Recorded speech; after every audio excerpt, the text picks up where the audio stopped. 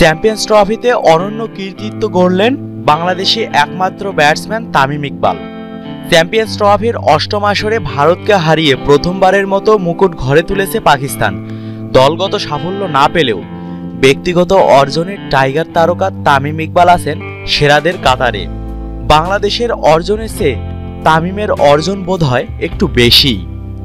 মাশরাফিরা প্রথমবারের মতো সেমিফাইনাল থেকে বাড়ি ফিরেছে।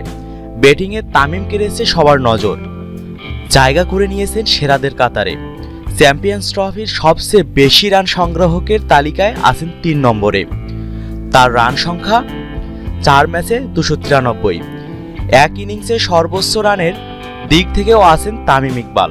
128 রান নিয়ে তালিকার 2-এ আছেন তিনি।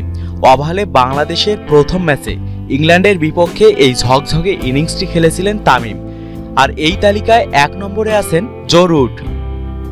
তিনি খেলেছেন 133 রানের ইনিংস।